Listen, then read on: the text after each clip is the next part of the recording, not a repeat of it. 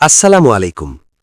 সীমান্ত সমস্যা সমাধানে কৌশলী হতে হবে স্বরাষ্ট্র উপদেষ্টা অবসরপ্রাপ্ত লেফটেন্যান্ট জেনারেল মোহাম্মদ জাহাঙ্গীর আলম চৌধুরী। খালেদা জিয়ার ৩টি আসনে বিকল্প প্রার্থী প্রস্তুত রেখেছে বিএনপি। তাসনিম জারার আরও দরকার ১৫০০ স্বাক্ষর। শীতে কাঁপছে যমুনা পাড়ের মানুষ, দুর্ভোগে নিম্ন আয়ের পরিবার। বিএনপির সঙ্গে জোট নয়, তবে আসন সমঝোতা হতে পারে জিএম কাদের।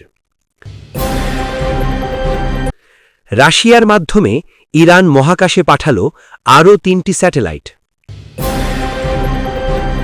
এবং সবশেষে থাকছে রংপুর রাইডার্স পূর্ণ শক্তি নিয়েই তৈরি। দর্শক, দেখছিলেন সংবাদ শিরোনাম, এবার বিস্তারিত। স্বরাষ্ট্র উপদেষ্টা অবসরপ্রাপ্ত লেফটেন্যান্ট জেনারেল মোহাম্মদ জাহাঙ্গীর আলম চৌধুরী বলেছেন, প্রতিবেশী দেশগুলোর সঙ্গে সীমান্ত সমস্যা সমাধানে কৌশল অবলম্বন করতে হবে। তিনি কথা বলেন সোমবার ২৯ ডিসেম্বর রাজধানীর পিলখানায় বিজিবি দিবস উপলক্ষে আয়োজিত সংবর্ধনা অনুষ্ঠানে। স্বরাষ্ট্র উপদেষ্টা বলেন, সীমান্ত নিরাপত্তা বজায় রাখতে বিজিবি বাহিনীর সতর্ক ও দায়িত্বশীল ভূমিকা অপরিহার্য। তিনি আরও যোগ করেন, সীমান্ত দিয়ে যেন কোনো অপরাধী বা সন্ত্রাসী দেশের মধ্যে প্রবেশ বা দেশত্যাগ না করতে পারে তা নিশ্চিত করতে হবে।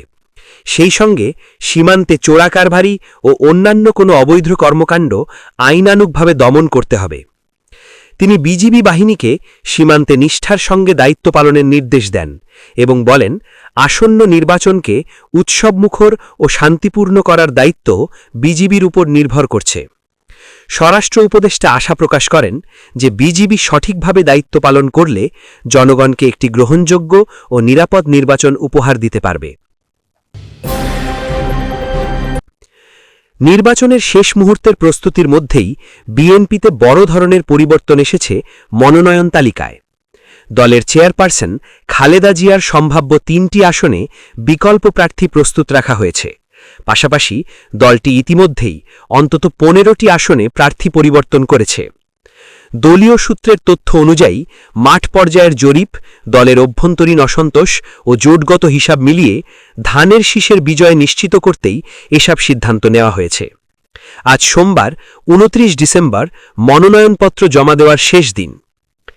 বিএনপি সূত্র জানায়, খালেদা জিয়া বগুড়া, দিনাজপুর ও ফেনী ৩টি আসনে নির্বাচন করার প্রস্তুতি হিসেবে মনোনয়নপত্র সংগ্রহ করেছেন। তবে তার শারীরিক অবস্থার কারণে প্রতিটি আসনে বিকল্প প্রার্থী রাখা হয়েছে। বর্তমানে তিনি গুরুতর অসুস্থ অবস্থায় রাজধানীর এভারকেয়ার হাসপাতালে চিকিৎসাধীন। দল বলছে তিনি সংকটময় সময় পার করছেন। ফেনী ১, ফুলগাজী, পরশুরাম ও ছাগলনাইয়া আসনে মনোনয়ন জমা দেওয়ার দায়িত্ব পেয়েছেন রফিকুল আলম মজনু, ওই আসনের নির্বাচন সমন্বয়ক ও ঢাকা মহানগর দক্ষিণ বিএনপির আহ্বায়ক। প্রয়োজনে তিনি ফেনী ১ আসনের বিএনপি প্রার্থী হতে পারেন। বগুড়া ৭, গাবতলী আসনে বিকল্প হিসেবে মনোনয়ন নিয়েছেন উপজেলা বিএনপির সভাপতি ও সাবেক উপজেলা চেয়ারম্যান মোর্শেদ আলম। উভয়েই জানিয়েছেন, দলীয় উচ্চ পর্যায়ের নির্দেশনায় নিজেদের জন্য মনোনয়নপত্র সংগ্রহ করা হয়েছে। একই সময়ে দলের ভারপ্রাপ্ত চেয়ারম্যান তারেক রহমানের নির্বাচনী পরিকল্পনাও চূড়ান্ত হয়েছে। তিনি বগুড়া ৬ সদর ও ঢাকা ১৭ গুলশান বনানী ক্যান্টনমেন্ট আসন থেকে নির্বাচন করবেন। ঢাকা ১৭ আসনের প্রধান সমন্বয়কের দায়িত্ব দেওয়া হয়েছে চেয়ারপারসনের উপদেষ্টা পরিষদের সদস্য আব্দুস সালামকে। এর আগে এই আসনে জোট প্রার্থী হিসেবে প্রচার শুরু করা আন্দালিব রহমান পার্থ এখন ভোলা সদর আসনে মনোনয়নপত্র জমা দেবেন। মনোনয়ন তালিকায় সবচেয়ে বেশি পরিবর্তন এসেছে ঢাকা ও চট্টগ্রাম অঞ্চলে। ঢাকা ১২ আসনে বিএনপি ঘোষিত প্রার্থী সাইফুল আলম নীরবের পরিবর্তে যুগপথ আন্দোলনের মিত্র বিপ্লবী ওয়ার্কার্স পার্টির সাধারণ সম্পাদক সাইফুল হককে মনোনয়ন দেওয়া হয়েছে। তিনি কোদাল প্রতীকে লড়বেন। নারায়ণগঞ্জ ৫ আসনে ব্যবসায়ী মাসুদুজ্জামানের অনীহার পর সাবেক মহানগর সভাপতি আবুল কালামকে প্রার্থী করা হয়েছে। চট্টগ্রামে একাধিক আসনে নাটকীয় পরিবর্তন এসেছে। রাউজান চট্টগ্রাম ৬ আসনে গিয়াসউদ্দিন চৌধুরীর পরিবর্তে মনোনয়ন দেওয়া হয়েছে গোলাম আকবর খন্দকারকে। সম্প্রতি ওই এলাকায় দুই পক্ষের সমর্থকদের মধ্যে রক্তক্ষয়ী সংঘর্ষের পর গিয়াসউদ্দিনের কেন্দ্রীয় ভাইস চেয়ারম্যান পদ স্থগিত করা হয় এবং গোলাম আকবর নেতৃত্বাধীন চট্টগ্রাম উত্তর জেলা বিএনপির কমিটিও ভেঙে দেওয়া হয়। এছাড়া চট্টগ্রাম ১৪, চট্টগ্রাম ৪ ও চট্টগ্রাম ১০ আসনেও প্রার্থী পরিবর্তন হয়েছে। উত্তর ও দক্ষিণ পশ্চিমাঞ্চলেও পরিবর্তন এসেছে। বগুড়া ২ আসনে নাগরিক ঐক্যের প্রধান মাহমুদুর রহমানের ঋণ সংক্রান্ত জটিলতার কারণে সেখানে বিএনপির নেতা মীর শাহে আলমকে মনোনয়ন দেওয়া হয়েছে। ব্রাহ্মণবাড়িয়া ৪, মুন্সীগঞ্জ ২ ও মুন্সীগঞ্জ ৩, ঝিনাইদহ ১, নড়াইল ২, যশোর ১, যশোর ৫, যশোর ৬ ও মাদারীপুর ১ আসনেও প্রার্থী পরিবর্তন হয়েছে। বিএনপি ২ দফায় ২৭২টি আসনে প্রার্থী ঘোষণা করলেও পরে মিত্রদের জন্য আরও ১৫টি আসন ছেড়ে দিয়েছে। দলের স্থায়ী কমিটির সদস্য আমির খসরু মাহমুদ চৌধুরী জানান, তার জানামতে ৩০০ আসনেরই মনোনয়ন চূড়ান্ত। প্রতিদিন একাধিক পরিবর্তনের কারণে একসঙ্গে তালিকা প্রকাশ করা সম্ভব হয়নি। প্রার্থী বদলের ব্যাখ্যায় তিনি বলেন, নির্বাচন যত ঘনিয়ে আসে ততই বাস্তবতা বদলায়। সমীকরণ ও পরিস্থিতি অনুযায়ী শেষ মুহূর্ত পর্যন্ত সিদ্ধান্তে পরিবর্তন আসাই স্বাভাবিক।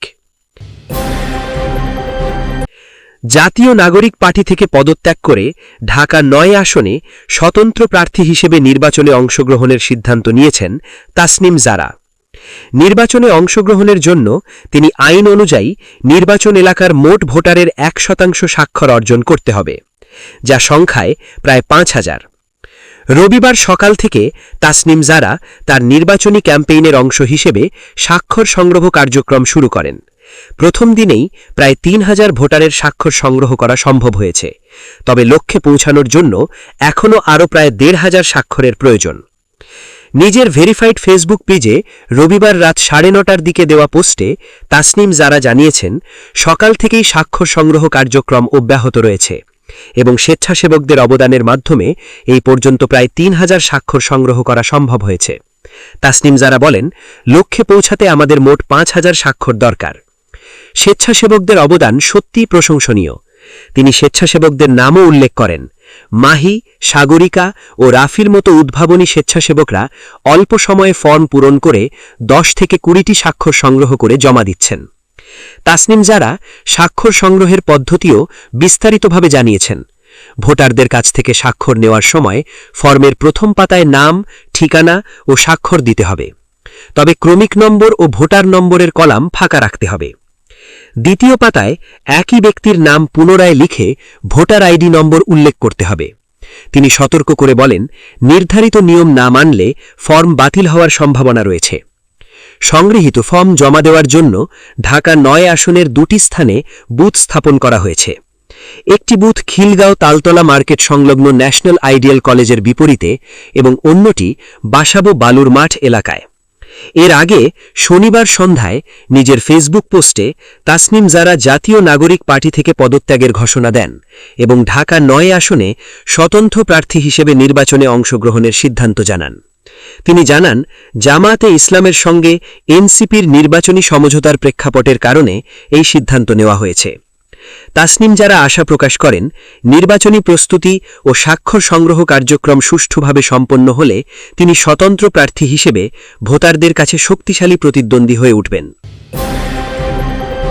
জামালপুরের ইসলামপুর উপজেলার যমুনা পাড়ের মানুষ তীব্র শীতে কাবু হয়ে পড়েছেন। হঠাৎ তাপমাত্রা হ্রাস পাওয়ায় সাধারণ জনজীবন বিপর্যস্ত হয়েছে। শৈত্যপ্রবাহ ও ঘন কুয়াশায় পুরো উপজেলা ঢেকে গেছে, ফলে স্বাভাবিক চলাফেরা ব্যাহত হচ্ছে। বিশেষ করে যমুনার চরাঞ্চলের শিশু, বৃদ্ধ ও দরিদ্র পরিবাররা শীতজনিত অসুবিধায় ভুগছেন। স্থানীয়রা জানান, শুষ্ক আবহাওয়া, বাতাসে আর্দ্রতার অভাব এবং জেট বায়ু ভূপৃষ্ঠের কাছে চলে আসার কারণে তাপমাত্রা খুব কমে গেছে।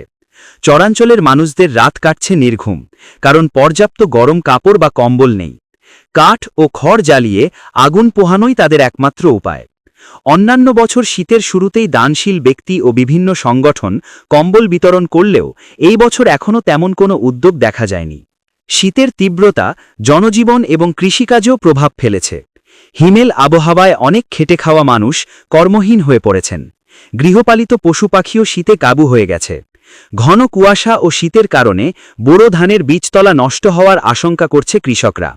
অনেকেই পলিথিন দিয়ে বীজতলা ঢেকে রাখার চেষ্টা করছেন। সরেজমিনে বিভিন্ন চরাঞ্চলের মানুষ তাদের দুর্ভোগের কথা জানান।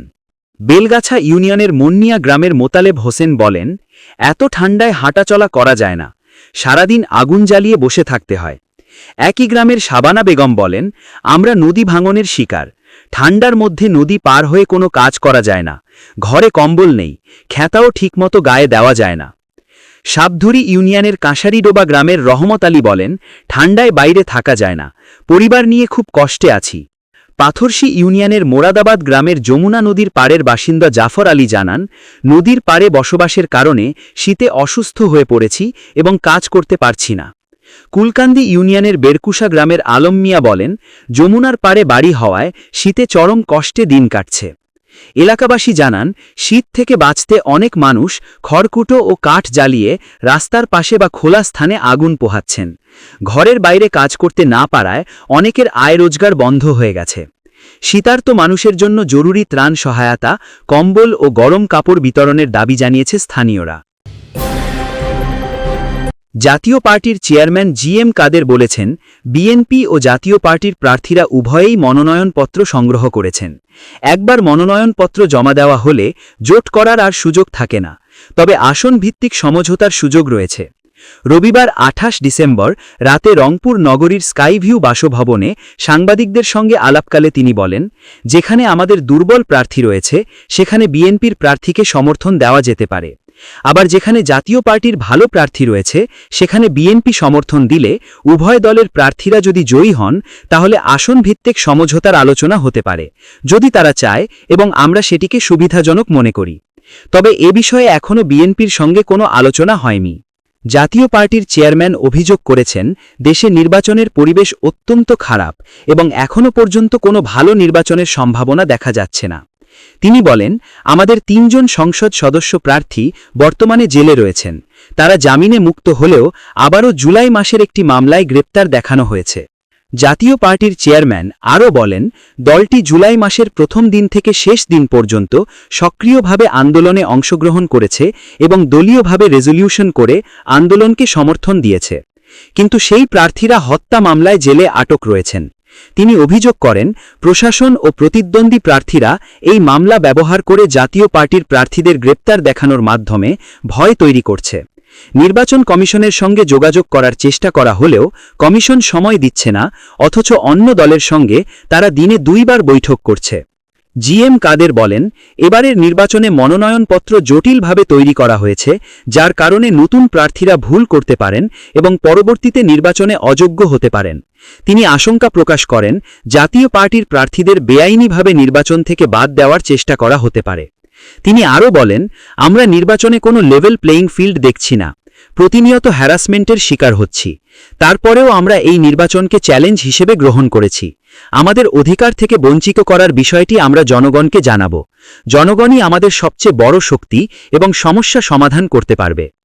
আলোচনায় উপস্থিত ছিলেন জাতীয় পার্টির কো-চেয়ারম্যান মুস্তাফিজার রহমান মোস্তফা, প্রেসিডিয়াম সদস্য S M. Yasir, vice chairman Abdur Razzak, জেলা জাতীয় পার্টির আহ্বায়ক আজমল হোসেন লেবু সহ অন্যান্য নেতৃবৃন্দ।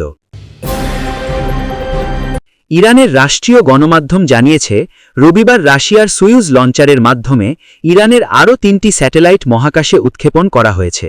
মার্কিন নিষেধাজ্ঞার মধ্যেও 2 দেশ তাদের মহাকাশ সহযোগিতা সম্প্রসারণ করছে। সাম্প্রতিক বছরগুলিতে কক্ষপথে স্যাটেলাইট স্থাপনের ক্ষেত্রে মিত্র রাশিয়ার ওপর ক্রমশ নির্ভরতা বাড়িয়েছে ইরান। সর্বশেষ এই 3টি স্যাটেলাইট কৃষি, প্রাকৃতিক সম্পদ ও পরিবেশ পর্যবেক্ষণে সাহায্য করার উদ্দেশ্যে তৈরি।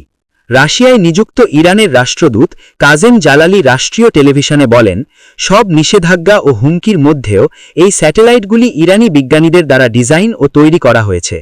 তিনি আরও বলেন, আমরা রাশিয়ার সঙ্গে বিভিন্ন ক্ষেত্রে একসাথে কাজ করছি। কিছু বিষয় প্রকাশ্য আর কিছু বিষয় আমরা স্পষ্ট করতে চাই না। ইরানের সরকারি সংবাদ সংস্থা ইরনা জানায়, উৎক্ষেপণ করা স্যাটেলাইটগুলির নাম পায়া, জাফার 2 এবং দ্বিতীয় কাউসার। এগুলি পৃথিবীর নিম্ন কক্ষপথে কার্যক্রম পরিচালনা করবে। 2022 সালে ইউক্রেনে রাশিয়ার আগ্রাসনের পর থেকে 2 দেশের সম্পর্ক আরও গভীর হয়েছে। পশ্চিমী দেশগুলি অভিযোগ করেছে রুশ আগ্রাসনের জন্য ইরান মিসাইল ও ড্রোন সরবরাহ করছে, তবে তেহরান এই অভিযোগ অস্বীকার করেছে।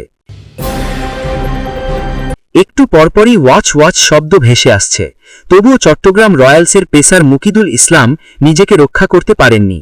সহকর্মী নাইম শেখের বল ঠিক তার বাঁ হাতের কবজিতে আঘাত হয়। বড় কোনো দুর্ঘটনা হয়নি। গতকাল চট্টগ্রাম দলের সঙ্গে একই সময়ে অনুশীলনে নামে রংপুর রাইডার্স। প্রথমবারের মতো সিলেটে নিজেদের ঝালিয়ে নেন দলটির ক্রিকেটাররা। গত 25 ডিসেম্বর থেকে বিপিএলের অন্য 5টি দল নিয়মিত অনুশীলন বা ম্যাচ খেললেও রংপুর গতকাল যোগ দিয়েছে। আজ দিনের প্রথম ম্যাচটি রংপুর চট্টগ্রামের মুখোমুখি হবে।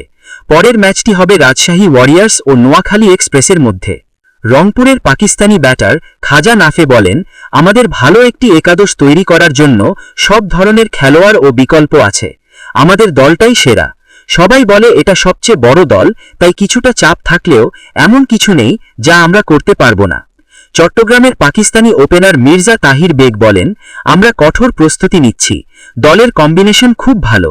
কিছু ভালো বিদেশি খেলোয়াড় আসছে, তাই দলের ভারসাম্যও ভালো হবে। আশা করি আগামী ম্যাচে আমরা ভালো করব। রংপুরের wicket keeper batter Liton Das সিলেটে দলের সঙ্গে না এলেও হোটেলে অবস্থান করছেন। বাঁহাতি পেসার মুস্তাফিজুর রহমানও যোগ দিয়েছেন, যদিও গতকাল তিনি দলের অনুশীলনে বল করেননি। পাকিস্তানি ব্যাটার খাজা নাফে বলেন, মুস্তাফিজ অনেক সিনিয়র খেলোয়াড়।